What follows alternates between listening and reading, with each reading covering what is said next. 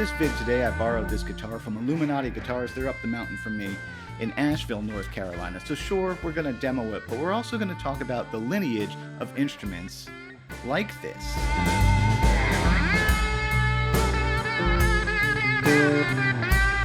Hey, I'm Eric Haugen. Check the description box below for tabs and backing tracks on my website, information about all the sound tools I'm using today, live streams and more on Patreon, and my deep dive courses. It's all on my website. And by the way, the tab walkthroughs for all the riffs that I'm going to play today, that's the second half of the video.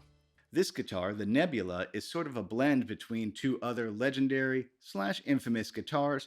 The acrylic body is giving Ampeg Dan Armstrong, and this aluminum neck is a nod to Travis Bean.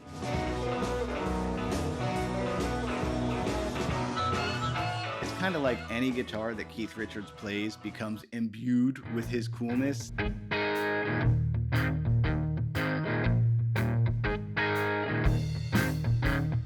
The story goes that Ampeg provided the Stones with a bunch of gear for their 1969 US tour, including the new Dan Armstrong Lucite guitars. That body is a solid chunk of plexiglass, which brought the weight of the guitar up to around 10 pounds, which for the 70s wasn't that odd. Those guitars had just one pickup in the bridge position, designed by Bill Lawrence, but the thing he thought to do was make it so that you could swap the pickup out easily with no soldering. That's an idea that builders still mess around with to this day. Word got out about those guitars, and quite a few rockers ended up using them. Ronnie Wood, Joe Perry, but also proto-punk Tom Verlaine.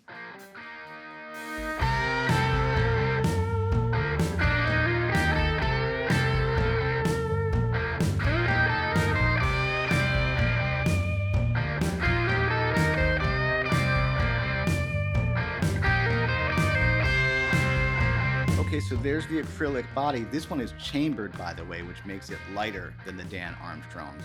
Now, the neck on this is aluminum, hollow core, also making it lighter, with a woven carbon fiber fretboard. So the aluminum neck, especially with a headstock like this, like I said, harkens back to the Travis Bean guitars. Those are cool.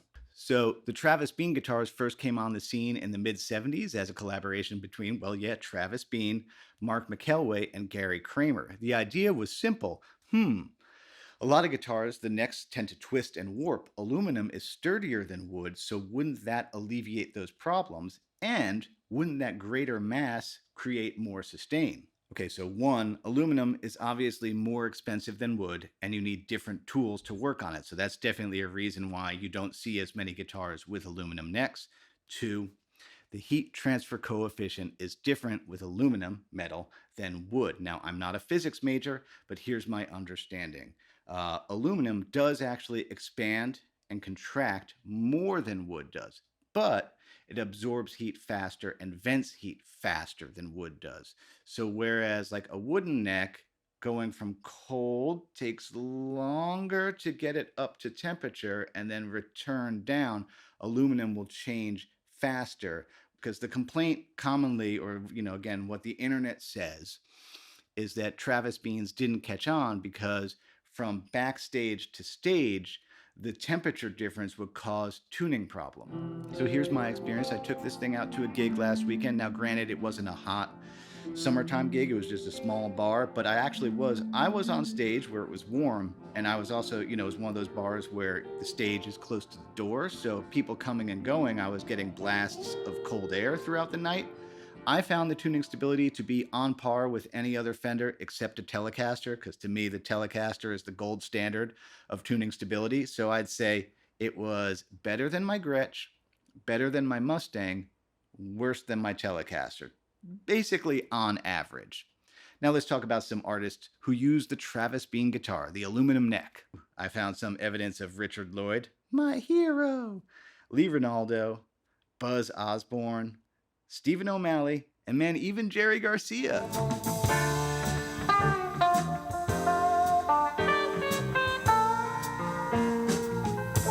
Now, the thing that draws me in about the aluminum neck kind of Travis Bean style guitars is their association with post-rock. Warning, this section of the vid is gonna get skronky.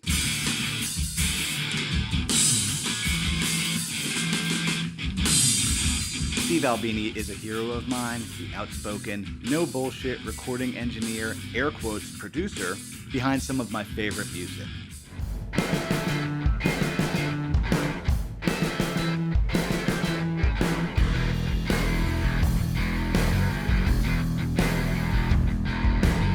I love the fact that he didn't take any points on being the recording engineer / producer of Nirvana's In Utero. Like, I'm going to have to do a whole separate vid on him because he's such an important figure.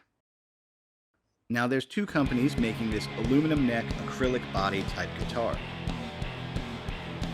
Electrical Guitar Company, which is what you see Mark Bowen of Idols dancing with here. And of course, Aluminati guitars.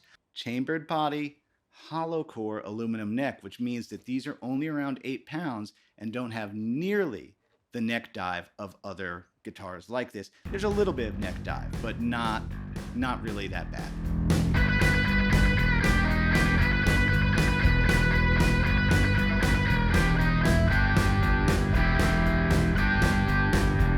The aluminum necks do have more sustain and feel more responsive, almost like you have a compressor on the whole time.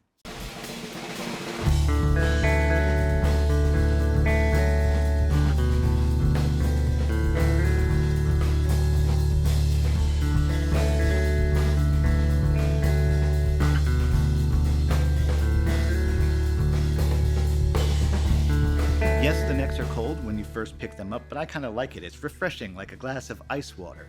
And, as stated previously, because of the heat transfer coefficient, they warm up quickly.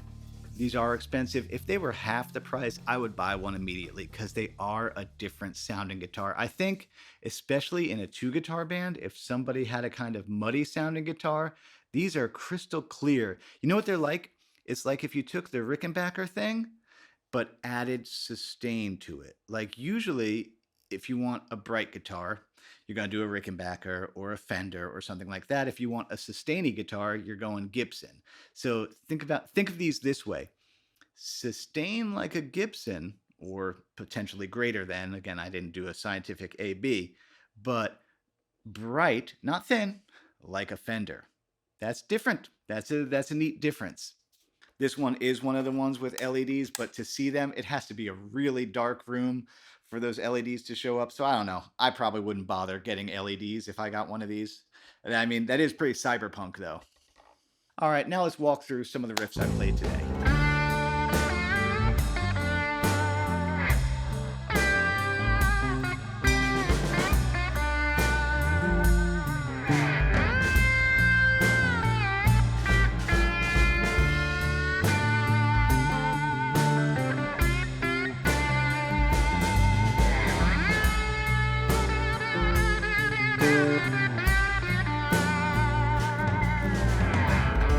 Take here on Ronnie Wood's outro solo from Flying, it is going to be standard tuning, which means there's going to be some finger blocking going on, which means as I move between strings with the slide, when I go from one string to the other, one of these 3 fingers, is going to have to stop the other string. First lick.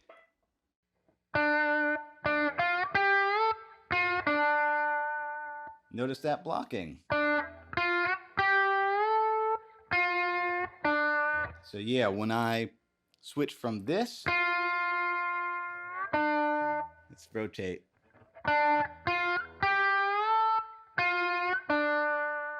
That's the hard part about standard tuning slide or any slide really. So that's the first phrase, and then we gotta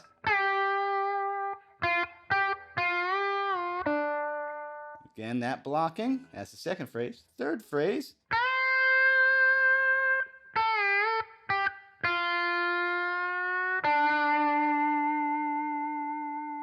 That's kind of cool, going from the flat third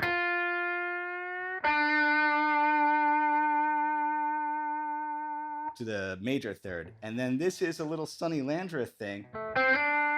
So yeah, that was thumb, finger, and hammered on with the slide. Sometimes you can get it, sometimes you can't. Let's see again.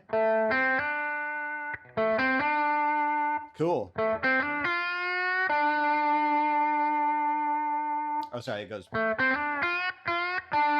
Again, that's like in between the 6 and the 7. Vibrato is side to side. And then we go way up. And then a quarter note triplet. So that lick. Sorry. Triplet. Triplet. But on those triplets. And that's totally Muddy Waters.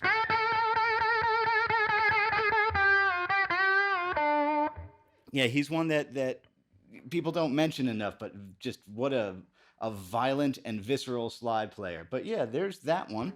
Let's look at some of Jeff Parker's parts. I know he doesn't play one of these, but be cool if he did. And that's definitely pointing to that thing that sometimes chords happen behind the pinky, because that's a D. That's, you know, just a D major pentatonic thing.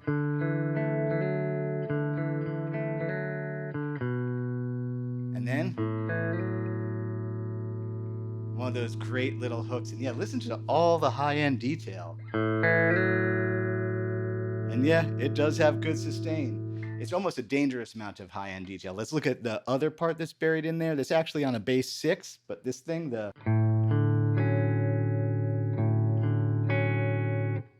And like, it's almost like an acoustic, the amount of string noise you can get. What is that? That's a D minor 6 with an A in the bass. I'll do a whole video on Tortoise. They got a new record coming out soon, so that seems like that would be a good time to do that.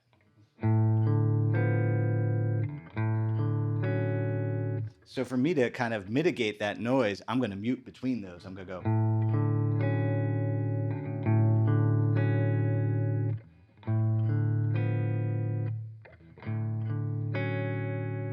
I mean, it doesn't super duper matter.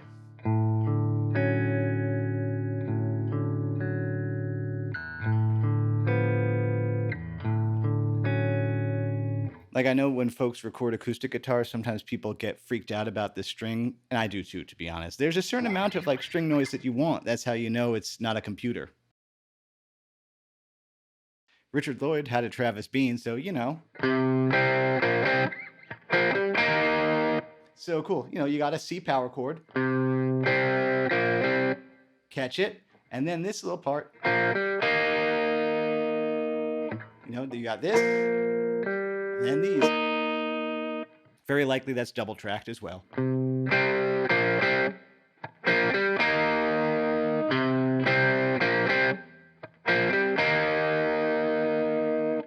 I originally thought that lead was Richard Lloyd, but then I found some clips of Tom Verlaine playing it on a Jazz Master. But, you know, he had one of these type guitars also. Anyway, super cool little thing. Super cool little Dorian thing. So Dorian is a minor scale with a raised 6. British folk, also like psychedelic jam out and jazzy stuff too. It's a cool scale. Anyway, listen to that sustain. That is cool.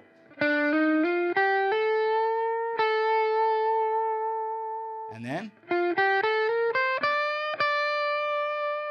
and this is kind of neat. I could hear he phrased it in a different spot for the next part.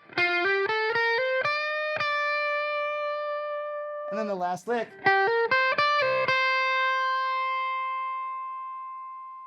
I feel like Nigel Tufnell.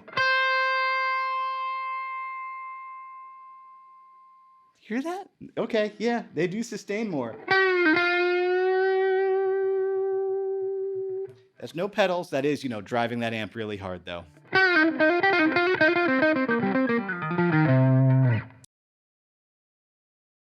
There's some really cool muting things going on with Midnight Rambler to get that feel right.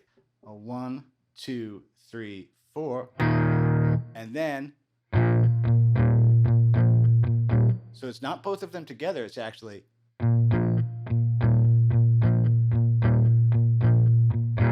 And you're going to release... Look at this. Keith has just so much technique in the right hand. It's one of the things that, well, makes him Keith. That's all the first thing is. That's a lonely open and then a D. See that?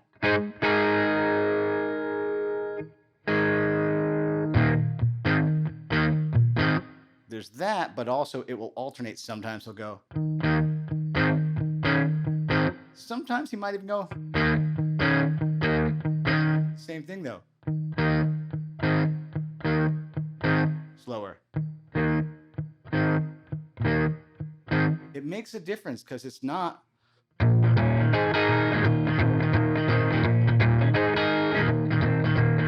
No, it's groovier.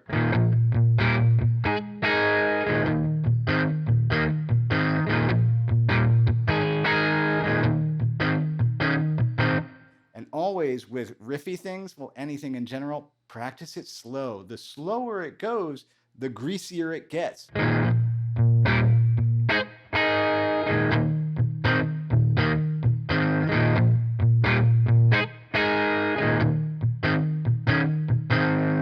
Seems simple, but it's hard to get that feel. Steve had a pretty crazy rig. He is widely associated with the harmonic percolator pedal. But basically, a Fender type amp, a Bassman, is what he tended to use. But again, he used quite a few different things. The Dusky D2O is kind of like a Bassman.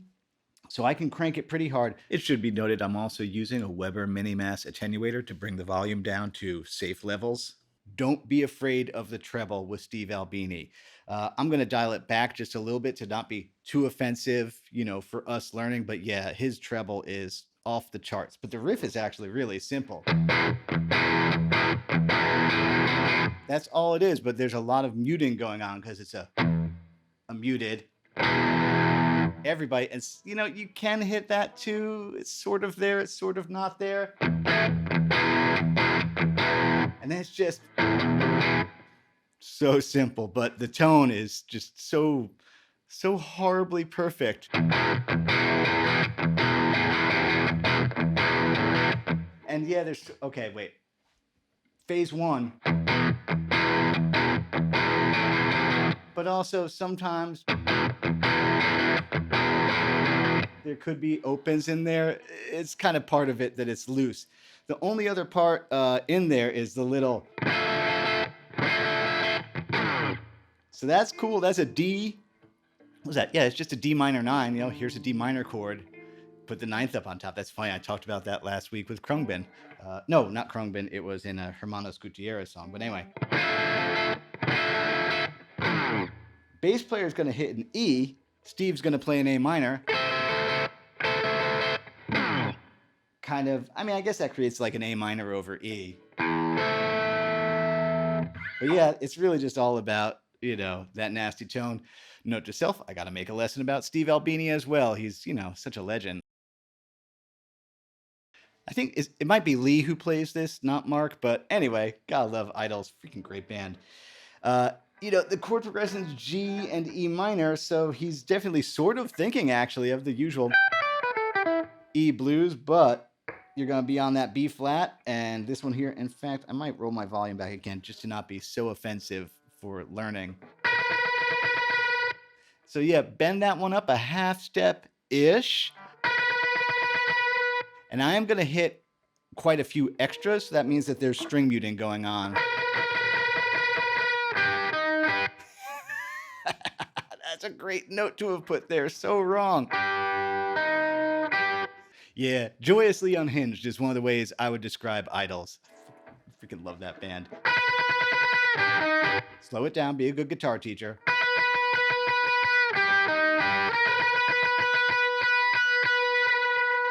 Doesn't matter how in tune or out of tune it is, that's kind of part of it. And then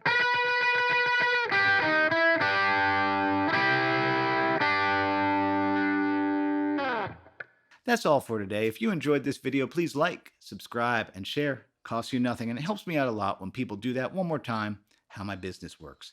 Patreon is where there's every backing track I've ever made, live Q&A seminars, and more. I update that every week, and I make deep dive courses. You can check it all out on my website. As Bill and Ted would say, be excellent to each other. That includes yourself.